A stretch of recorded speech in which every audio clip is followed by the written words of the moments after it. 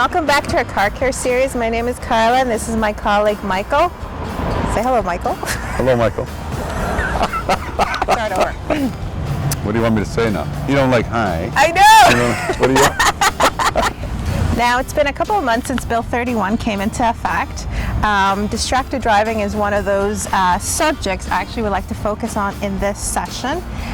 So, Michael, let's start talking about, I know it's everybody's aware of the cell phones and not to talk them, no texting, but I think we need to clarify that it's a little more than just your cell phone. Yeah, if you want to break it down to the basics, anything you're doing while driving other than paying attention to the road and having your hands on the steering wheel driving could be fall under the distracted driving so laws. Michael, in your experience, what are the most common things that people have a tendency of doing that should be avoided or at least minimized while they're driving? Well, I mean, I've been traveling on the roads for many, many years. A lot of the things that I've seen, I used to have a garage in the west end of the city and I lived in the east, so I got a lot of opportunity to see lots of stuff going on the 417 when I was crossing the city.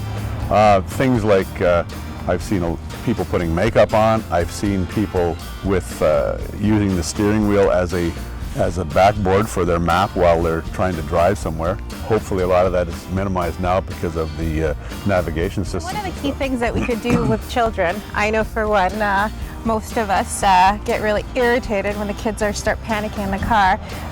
It's a wonderful thing called technology. So kids nowadays have iPads, iPhones, whatever it is that keeps them entertained. Just make sure that they have their electronics or whatever, the books, snacks that entertain them so they won't be bothering the driver. One of the good things that we carry at one of our stores, and you can find at CAA stores, is car organizers. Another good way to minimize that would be to have the non-driving parent sit in the back. Absolutely. To keep control of the situations in the back. And if there is something that pops up, the driver is not the one dealing with it, it would be the other parent or another adult passenger. It doesn't have to be the parent. Food, it seems to be another issue. Driving while you're eating? Yeah. Eating while you're driving? I mean. Eating while you're driving. Yeah, whatever. One of those things. So yeah, it's the same thing as anything else. If you're anything that you're not doing, that you're doing that is not driving is distracted driving. So make sure before you hit the road that you get some food in your tummy. Perhaps ensure to put your coffee in a travel mug just in case so it doesn't spill, and that way you don't lose focus of the road. Yeah, and another thing on that point, before you go on your trip, give yourself lots of time. Get into your vehicle a little earlier. Absolutely.